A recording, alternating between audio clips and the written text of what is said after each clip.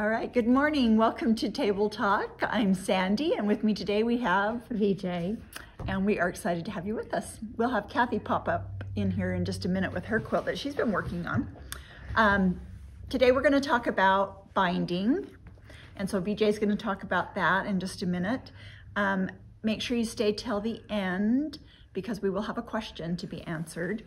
And we are giving away a pack of Lori's Holtz little alphabet stickers for when you're piecing, and also a package or a set of the wonderful needles that VJ recommends for binding. So these are a great needle, so you'll get those two items and a chance to win that. So stay tuned to the end for our question. Let's see, I don't have anything to show that I've been talking about. Last week was Gardener Quilts. It was crazy, so that's what my focus was. But this beautiful quilt here on the table, Kathy finished binding, and it's now in the store. Kits are here. This is from a fabric collection called More Pie.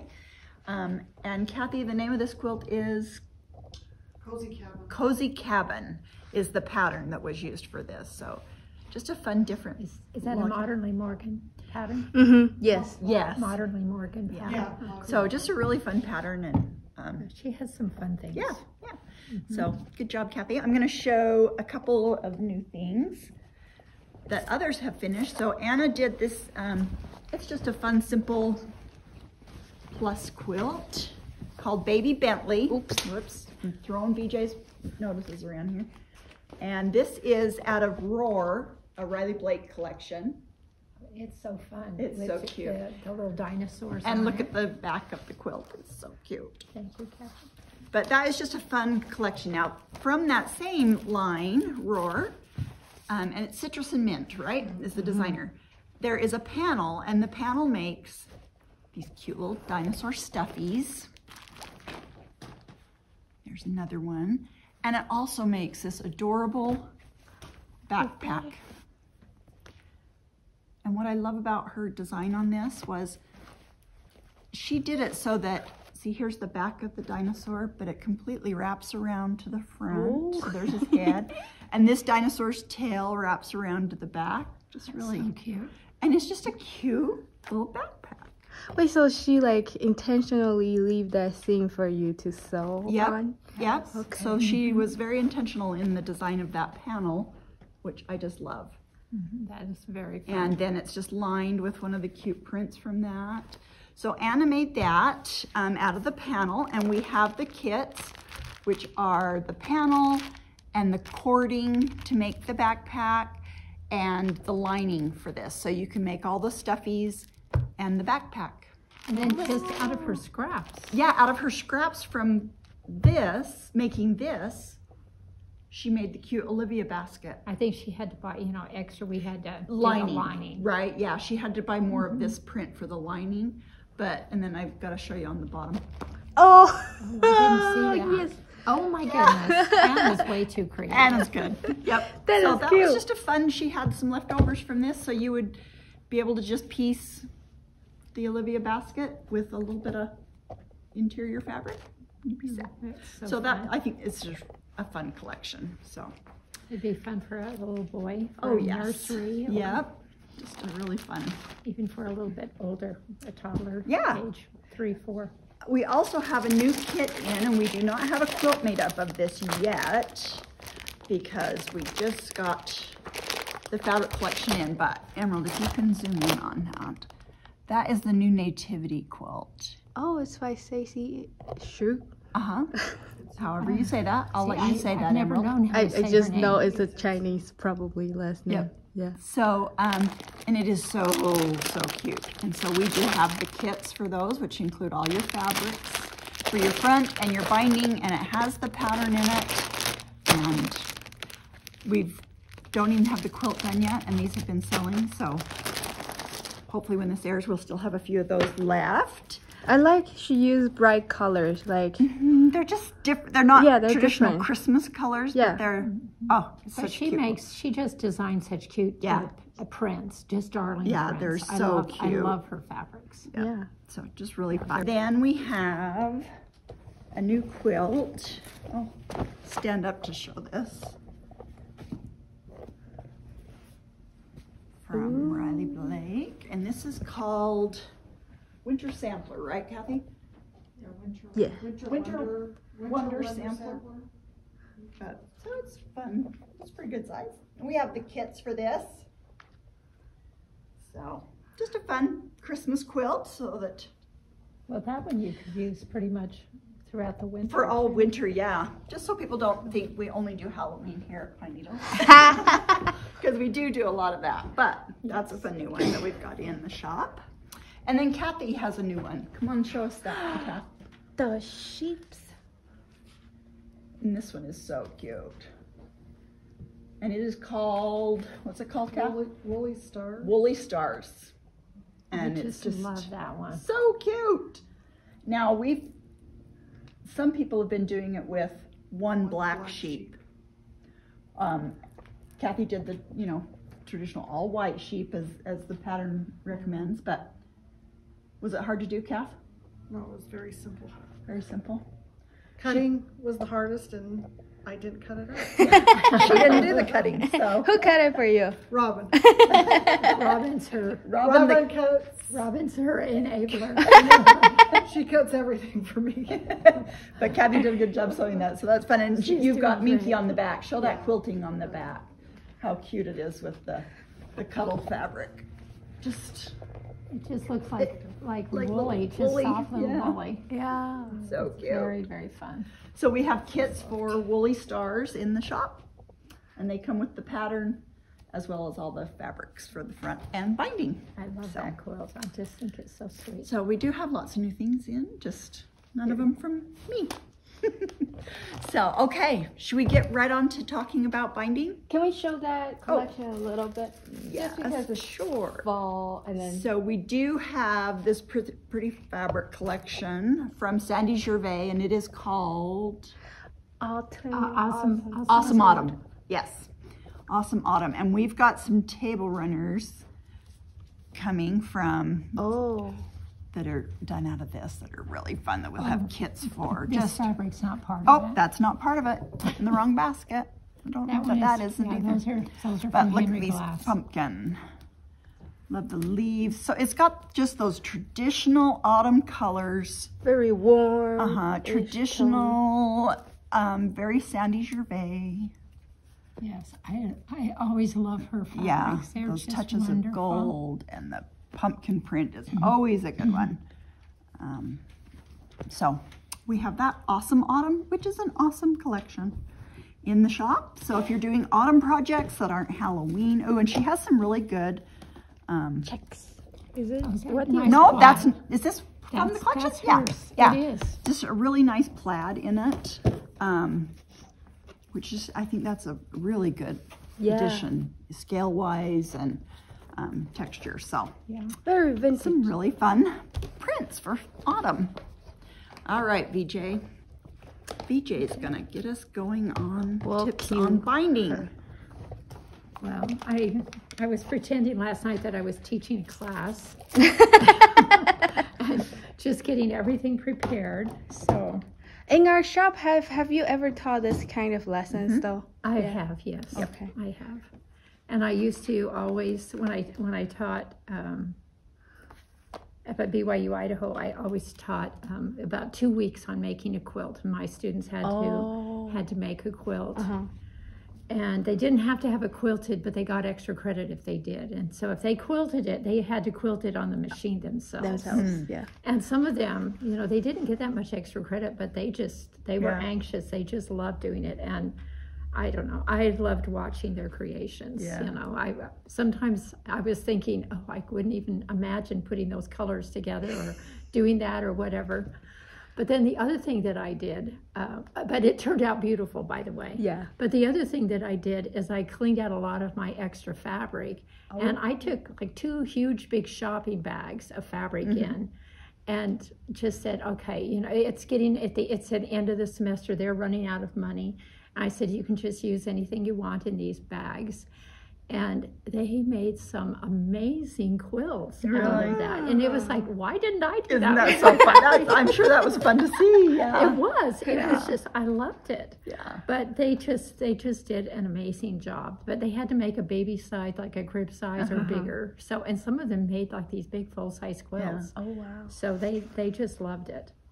So first thing what I want to do is just talk about how do you determine how much fabric you need. And so I sat down to my computer today and I could not, I need to reboot it because it was not being happy with me. So what I just wrote this out, and I don't know, maybe we could put something like this online so they could actually figure out. So what I've done here is you can take your width, the width of your quilt, plus the length of your quilt, and then you have to multiply that times 2. Yeah. Okay, and so here's my example down here at the bottom. So if my quilt was 54 by 60, you're going to have 54 plus 60, which equals 114 times 2, it's 228. Then you're going to divide that by 40, and 40 is the width of your fabric. I never do 42, I just always do 40 because you always need a little extra cushion there. Okay, so here I've done divided by 40, and that usually comes up with some type of a decimal number. So you always have to bump that up. So you know you need 6 cuts of fabric, okay? So that equals your number of cuts. Then you times that by the width of your binding. Now I usually use 2 1/4 inch. I know Sandy always does 2. Yeah. And I have to say there's times that I do 2 as well, especially if I have if I don't have a border and there's triangles along the edge. Yeah, because that 2 will Because not cut off your points so much. But Exactly. So, and I know a lot of people do most 2 people and a do half. 2.5. But I love the 2 1/4. So anyway, you multiply your 6 cuts by 2 1/2 or 2 1/4, and here you come up with, if it's 2 1/2, you need 15 inches. If it's 2 1/4, you need 13 1/2 inches. Okay. And so, and some of you, I mean, I've known ever since I was probably in 6th grade or 5th grade, I always know what part of a yarn that is. But a lot of people don't know that. But anyway, so with either one of these, I probably would go with just a 1/2 yard of fabric. Just, you know, I know a lot of people think they need an extra cushion and they'll get a yard, but you do not need a yard of fabric. that's a big quilt that takes a yard of fabric for binding. I don't think I've ever even made one that takes that much. So anyway, so that's the little formula, and we can put that or something like that. And like I said, my computer was not being happy today. Okay, so after you have cut your fabric, you've cut your strips, and so I cut these strips for, this is actually going to be for a quilt, so I wasn't just... I recognize that binding. I know, I bet you do. Okay, so what you're going to do to connect these 2 pieces, you can do one of 2 things. I think most people just will take their 2 pieces of fabric and I haven't even cut my selvages off because it's not really necessary at this point. You could just lay this like this and make sure your selvages, and then you could take your little ruler and you would just mark a line. It's like about 45 degrees. It's a 45 degree angle, very good. You would just mark across here like this, draw your line, and I have some pins here. I really tried to be, like I said. You are prepared. I really tried to be totally prepared here. So I'm just going to stick a couple of pins in there right along my line. And then you would open that up and you can see that you would have your nice diagonal seam. Now you always want to have a diagonal seam because it reduces that bulkiness. If you have the seam straight across, you're going to have a lot of bulk in one area. So it's always important to do that. Okay? Now the other thing that you can do, and this is what I always do anymore. I was a slow learner, you know. Sometimes it takes me a while to learn things, I guess. But what I do at home is I will just stack up 3 or 4 at a time. And I lay this, you can see, here's my 45 degree line right here. And I just lay this like this on my 45-degree line. And then it's on the... And then I'll take my, I have a bigger ruler here. I just take and cut right across here. I can't see that. Sandy, you're at a better angle. Will you cut that from where you're at? And that's the same strip, right? Yes, You're it's the cutting same two strip. ends. Yeah. Can you see how I'm just laying that? I just lay this so it's right side up, all the way right side up here. Yeah. Okay? Then I could take and, I have an end here somewhere. Oh, where's my piece that, okay, here it is. No, I've got too many fabrics. Oh, there it is. Many there. strips. So then I have this other piece that I've started, and I can just take and lay these together, right sides together, and I make sure to have an extra 1/4 inch here and a 1/4 inch here, and then when I sew my seam, I should grab my pin again, my pins.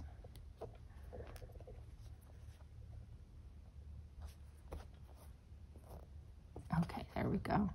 And I would just sew my 1/4 inch seam. And always make sure you offset this. If you don't offset it, it's not going to work out. You're going to have one piece too high, you know, it's going to be too high, too low. Okay, and so there You're talking about these part and that part will Yeah, not. this Yes. amount that's sticking off here right. and on the other So side. you want a 1/4 inch here, a 1/4 inch here. Yeah. Okay? I hope that makes sense to everybody.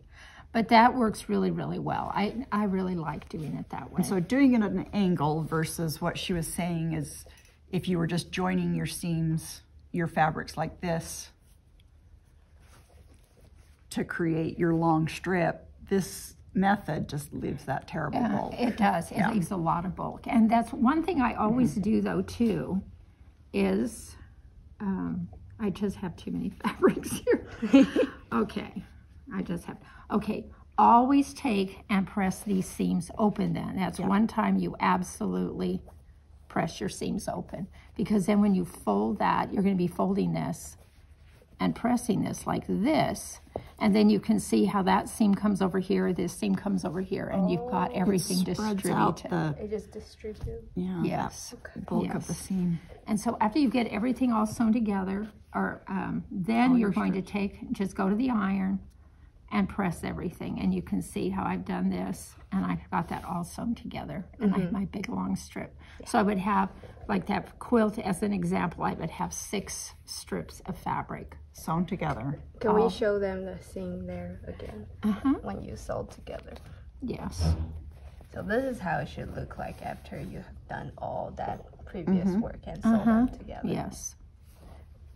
Now, something I always do as soon as I finish a quilt, like I just took the quilt that this goes to the quilter yesterday, and so I always try to get my binding done immediately.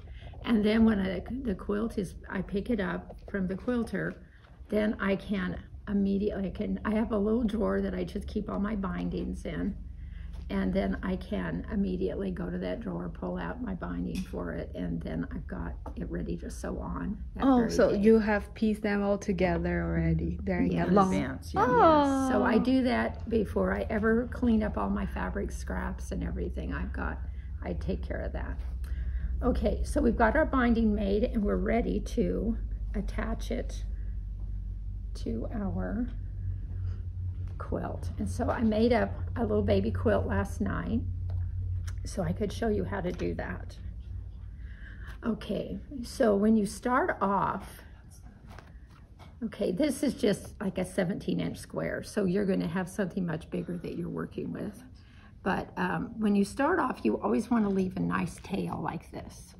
Okay, I think you should usually leave between 6 and 8 inches. Okay, and you start off sewing. Now you want to sew until you get about 1/4 of an inch from the corner. Okay, like I've done here. So you can see I stop sewing, and I always backstitch there. And so I've got about 1/4 of an inch left. All right, and then I am going to take and I'm going to fold this. Okay, and I'm going to turn this up at a 45-degree angle, just like that. And then I'm going to lay that back down just like this. Now I want that fold to be nice and even right here with the edge of my quilt. And I want this edge, this cut edge. Now remember, you're putting this on so that your raw edges, okay, are all right along that edge. And then I would just go ahead and start sewing again. Okay, and I just start sewing, and I always backstitch right there at that beginning. Now, one thing that I noticed when I taught this to my students is some students would start sewing back over here again and pivot at the corner. Do not do that. What's the problem that will cause? Yes, I'll show you in a minute here why you wouldn't want to do that. So you're just sewing, you come from right off the edge, so you're sewing that entire... Yes, I just start right at this very folded edge right here, and I start sewing, and I sew 1/4 of an inch all the way until I get to my next corner. You're like, you have to stop every exactly. corner. You have to stop at every corner. Okay. Yes, you do. Yes. Okay. And so you can see how you want to be. That's where you're going to be able to turn it. If you sewed along here, then you're not going to be able to turn. You cannot turn. It will not turn. So, in a way that you just cannot flip out to like have that. Right, exactly. Okay? All right, so you get that all sewn around. Now, when you get back around to this other edge, I should maybe have it sewn up to here, but I'm just going to stick in a few pins here. As if you'd sewn it, yep. Yes, as if I had. So you have to pretend that that's all sewn. Okay. Perhaps I should have done a couple of samples, but I was proud of myself. I'm proud of you too. Totally proud. Anyway, all right, you get back around here. Oh, and by the way, when you're doing this, you want to really try to avoid have seams at your corners. Sometimes it happens, and it's hard to plan that far ahead. But you really don't want to have... You don't want that seam right here where you're turning the corner. Otherwise, it makes that corner so bulky. But on occasion, it happens, and it's quite frustrating. But, you know, what do you do? Yeah. Okay, so you get back here to where you've got... You're trying to join this together. Yeah. Okay, so I'm just going to show you. I was taught this method some time ago, and I know there's a tool you can use. I've never, ever used the tool. I used the tool. I bought the tool. I used it, and I had to, every time I was like, now what does it want me to do? And I'm reading it. Anyway, and so then if you're doing it the method I think, yes, it's so much more simple. I need some more of my pins. Oh, there we go. Here's a couple more. Thought I brought enough, but perhaps not. Okay. All right. So what I always do is I come back here, kind of in the middle, wherever the middle might be, of that opening that you've got left over. And I just fold my fabric back like this, and I have it meet. Oh, not overlap, but just barely meet. Just meet. Okay, so just like this. And then I will take and measure over, and I'm going to use this micron pen just because I think you'll be able to see it a little bit better. Now with 2 1/4, I always measure 1 inch. Okay? And then on both sides, you just want to measure your 1 inch. So this is different than I do. Okay. Then I am going to, like I said, and I'm pretending like I have this whole thing sewn on. And so I'm going to go ahead and cut off everything over the 1 inch. And make sure when you do that, I always check, don't want to cut this bottom piece. Yeah. Because you never can tell. Yes, I don't want to do that. Okay, so I've got that. So when you say you're going to measure over 1 inch, so if they were doing a 2 1/2, they would need, I have to think, just a teeny bit less, like maybe 7/8. 1/4. Okay. Oh, they'd need. Oh. Just I think it's just a teeny bit less, if I remember right. Okay. I'll watch what you're doing. Okay, so then I can go ahead and unpin this, and remember I have sewn Most of the way, but not. most of the way. So we're just, you would have already had, okay, all of this sewn here. And then and this is a really important thing to do. You want to lay this bottom piece always has to be on the bottom. That's where you started. It has to be there. And then this one has always got to be on the top, always. Okay? And then you just lay these, so you've squared them up here, so they are, you want this edge even and you want this top edge even, just like this. And sometimes it's, and one reason you want to make sure to leave a good probably 8 inches is It makes it too hard. it makes it too hard. You just simply don't have enough fabric to be able to lay it and to be able to sew it together. Okay, so I have taken that, and then I'm going to take my ruler, and I just didn't get that very straight. My OCD nature just kicks right in there. So sorry. Okay. And then I'm going to take a micron pin. Usually, I hope that works better than it was earlier. I always want to make sure and start right at that edge. Okay, so do you see I just marked that? From your bottom. Yes, that's where my bottom piece is. And then I just lay my ruler here, and I draw my line.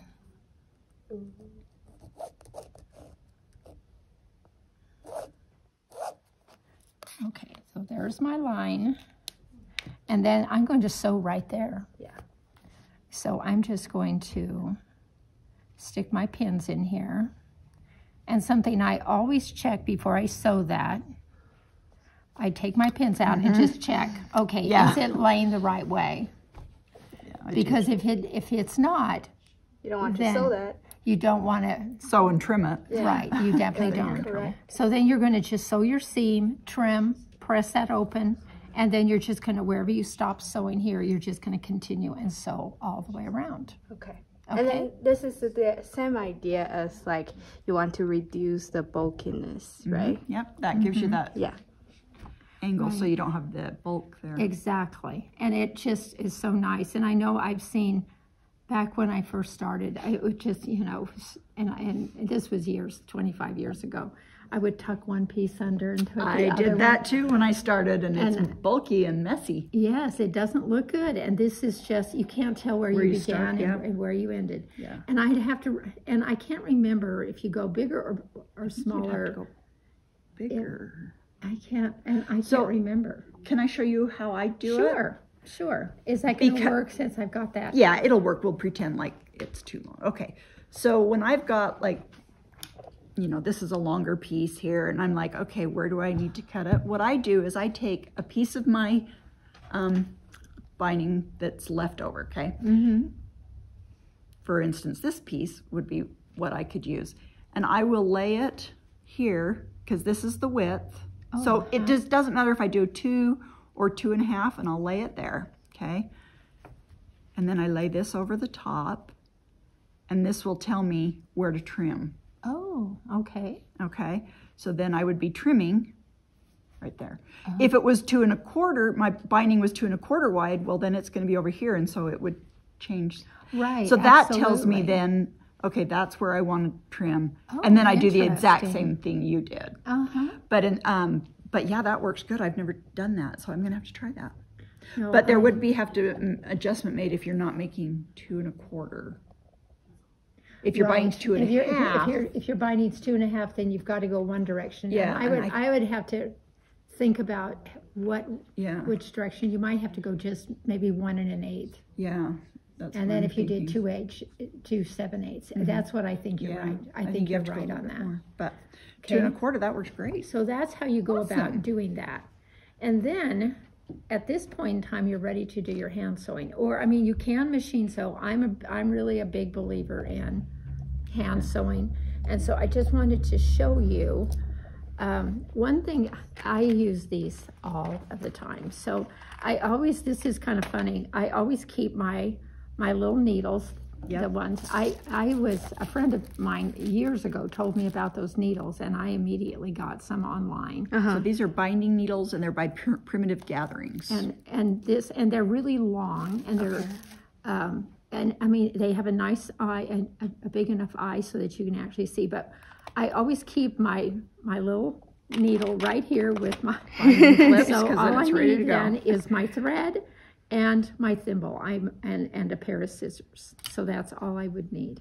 So it really works well for me. So, okay, so what I'm going to do, and I use these clips, and I just go ahead and put these clips around. And one thing, when I'm sewing, I forgot to tell you this, when I'm sewing my binding on, I always like to have, I probably sew a little bit of a generous 1/4 inch. Right, I do too. And the reason why I do that is because when I wrap my fabric around, I want it to pretty much match up with my stitching. Okay? And I don't like a bunch of flappy fabric right in here. You want that to be tight. You don't want to have there's a big old.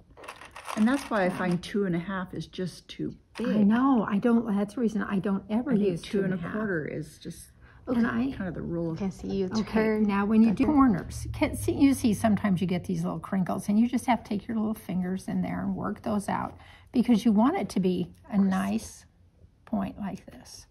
And then what you're going to do is you just lay this, and you can see how you get this nice point like this. And you're just going to take and fold this back. And then you can see how you've got that really, and it's supposed to really meet up, and it should. If you, sometimes you just have to play with it a little bit because it gets a little obnoxious, you know? It wants to do its own thing. And then you can go ahead, and you can see. But I always just, you know, I have this whole container of these little clips, and I will, if I've got a big quilt, I'll use every one of these, clip as far as I can go, and then take them, you know, and stick them back in here, and when I start getting low, continue clipping some more. Yep. Okay, so that's what I do. Okay, so for people who doesn't do clips, they use those little pins. Oh, that's a nightmare. It is, you're sticking yourself. You're sticking yourself constantly. If you pin instead of clip, to me, if I'm not going to clip, Then I'm not going to do anything. I'm not going to do anything. That's exactly the way Especially when you're turning and it's hand because when sewing. you're hand sewing, you're just going to, You're gonna get I've done scratch it. everywhere. Yeah, you're not going to like it. Yeah, I know. If you can't clip, you're not going to. No, I didn't ever. I never pin. I never ever pin. I don't pin or I use clips. Exactly. And I've said this before, but when these first came out, I thought, oh, that's ridiculous. Who needs these binder clips? I know. I'm like, it's another thing. They're trying to, you know, and then I used them, and I'm like, oh yes, I know. we all need those binder clips. I know. What did you use before these ones? I didn't do. Some people would use these little hair. Oh yes, Clip I remember things. those. Remember those? I remember those. But otherwise, yes. no, they just, Yes. because pinning is a nightmare. If you've done it once, you're going to be like, no, I don't want to pin. I know it. Yeah, pinning is not. Yes, it just doesn't work. But like I said, before my daughter gave me these actually, and I don't even know how. And I have to say, my first thought, it was for a Christmas gift. She'd given me these and a bunch of other quilting things that she just found, and thought that I would like them. And my first thought with this is, I will never. What would I ever? know. And these, I mean, I use these almost probably once a week now because They're great. and so I don't know how. I don't know if I should show how to stitch that now. Sure. Okay, so I just brought, here's my needle. And I brought black thread. And the reason why is because normally I would use red thread on Yes. black. You wanted But to I show? brought black because I thought, well, you'll be able to see that a little bit better. And I didn't bring any glasses though. Oh, there we go. Now, I always use a single thread. Do you use I use single thread. I've seen some people use a double thread, but I would never do that. But and I don't get just massive long threads because your thread weakens as it keeps going through the fabric again and again. And I know I've seen people use these threads that are, this long, and it's just like, oh, Plus I wouldn't do that in a million Yeah, years. it tangles and And you're wearing on knots. it every time it comes through the fabric. Yes, absolutely. So I don't do that. And I don't know, do you do a quilter's knot? Okay. I will, when I'm doing this, yes, I do a quilter's knot. Oh, okay. If I'm doing embroidery, I'm just like, roll it on my finger.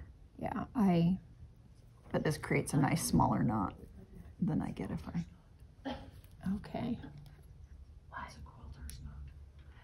Kathy wants to know what a quilter's knot is.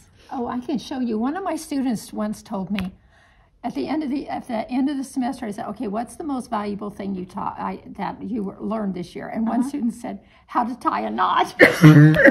Because that way it's really easy. You don't have to like go through your finger. You just go through the needle, and then It's just a nice, it just comes easy... out nice. I know. And I thought, oh, I hope I taught you something more valuable than that. So we're going to teach Kathy a quilter's knot today. Okay, I'll show you. And Shelley needs to know too. Or so. maybe we just show it here too. No. I don't know how easy it... Yeah, let's see. Okay, so I've just put my thread right on my little index finger here, and I just wrap. Usually I wrap about 4 or 5 times. Okay, and then I just hold on to those wraps. I push my needle through, and there's my knot. And then you want your thread to come out this end of your needle, not the front end. Then you're not Correct. tying. Yeah. Yes. Yes. And then it just leaves that little knot. Yes. And it's always just nice and it's very secure. I just never have a problem with that. So, Okay. So what I'm going to do is I always take my knot back behind. Okay, so it comes out just right in front of my stitching. Okay. And so my knot is clear back here. Okay. And then I can just grab that very first thread or that piece of fabric. And I have to say, I always use a thimble when And I have to say, I always these. get a little hole in my finger when I'm binding. Yes. And then you hit that hole, yes, and it's sheer pain. it's so painful. Anyway. But I love these thimbles. These are my favorite. And so I just go ahead now at this point, and this is one of those mindless things that you can sit and watch a movie, or I can call my mother and talk to her, and I'm not making sewing machine noises while I'm talking on the phone, and I'm just going to go ahead and you just want to grab the very edge of that fold, okay? And then you go into the... And I make sure I don't want to go into the front of the quilt. Is that how you do? Yep. And so you're about a 1/4 inch or so between Yes. between your stitches. Yeah, I am. I usually try to keep it at about a 1/4 inch. Sometimes I'm a little smaller, sometimes I'm a little bigger, but that's what I usually do. And even with the black thread, because you're just picking up just barely into that fold, you're not even seeing your stitches. Right. Yeah. So the most important thing is to hide your thread. I mean, you don't want them to show. No, Yeah, you don't want it to show. And yeah, I try not to have mine show.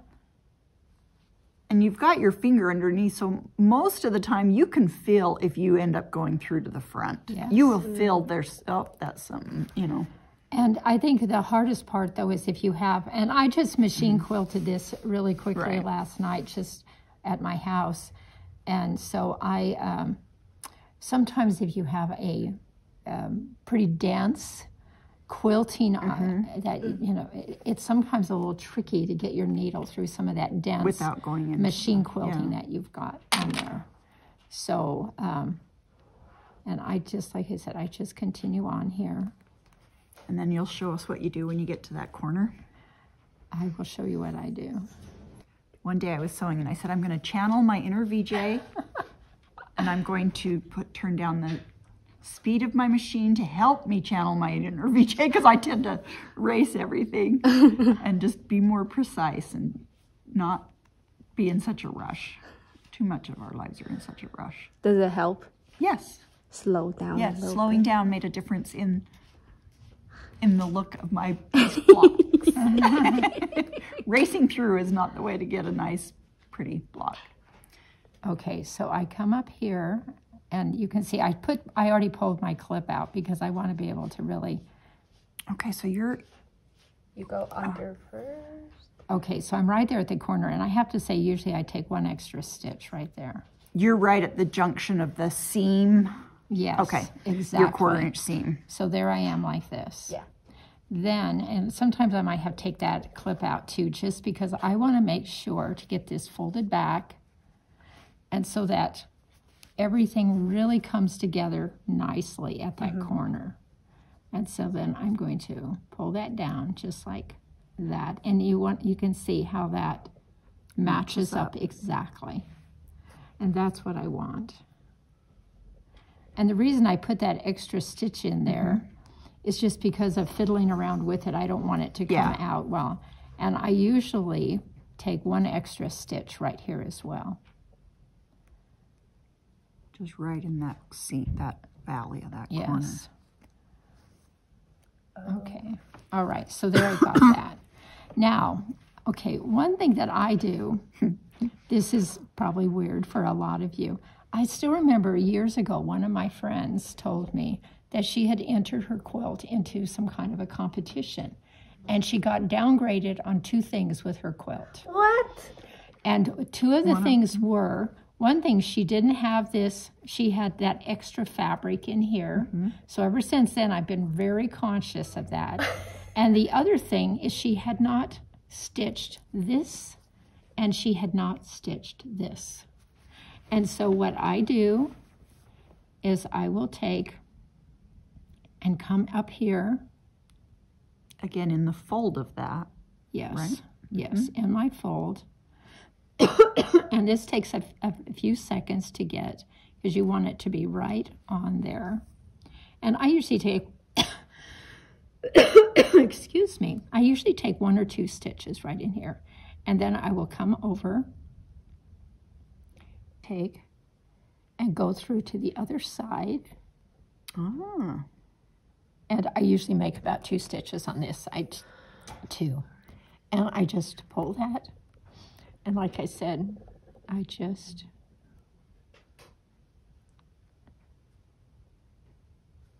Okay. So you don't have to go all the way to the end. You're just securing that. Okay. I got that. I'm just securing this little spot right here. And then I just come back over to the other side. From a little. Okay. Okay, and sometimes then I can take that extra stitch on this side as well. And then I can just go ahead and move right on. Oh, I just stuck myself. I think my fingers should all have calluses at this point. I know. Okay, and there I am. You can see I'm Ready just to carry on. ready to carry on right there. And there we've got our corner all done. Nice. So there you go. Okay. Yeah. So when you stitch those 2 stitches, their main purpose is just to secure that corner. Right. That's all. So nothing catches the corner and Right. Okay. So I don't know. I don't know if there's any legitimacy to that at all. But if someone judges your quilts, you're set. I am. No, I've never ever entered a quilt into anything, so I don't think I'm going to have to really worry about that. But so that's what you do, and you continue on, and you've got your quilt all ready to do, and I guess you could put a label on your quilt after that. Yeah. Then I don't know. I tend not to do that very well. So that's just. That's it. That's Binding. all the tips. And I just would highly recommend from 2.5 to 2 1/4. I think your bindings will look nicer. I do too. I really do think a 2 1/4 inch is much better than a 2 1/2. So why do people do 2 1/2 then? It's kind of the That's it's what just most the rule of patterns- thumb. Most patterns will tell you call cut your binding 2 1/2. And I've started in my instructions when I write up quilt patterns, I'm putting in 2 1/4 because I just think you're going to be happier with it, and it's not, you know, it used to be even on a flannel quilt, I would use 2.5, and I've decided, oh, no way, I won't do that anymore. Is it even like easier to stitch or sew though with No. that much? No. Yeah. And my problem is if Okay. I do 2.5, I don't get this good point here because my back, because I like it to be right up against Yes. the quilt, and so I pull my back to the back, and it's wider on the back than it is on the front. So if your binding's bigger, do you, I mean, just like what Sandy just said, are you gonna wrap it so that the binding's right on the edge of the quilt, or do you just take it right to that line? that I'm you going sewed to originally? cut narrower binding. I'm going to cut narrower binding. I know, but what if you didn't? And what if binding, are you gonna wrap that binding so you're I gonna would have take way a- wide on the back? If I do when I do it because Probably still half and half on both sides. I just think if you were to have 2.5-inch binding and you have just a big border on it, then I would take a bigger seam allowance. Yeah. So that, and that's something I always do after I start sewing that binding on. I always check, is this going to wrap? Because sometimes your fabric and the batting that was used right. differs.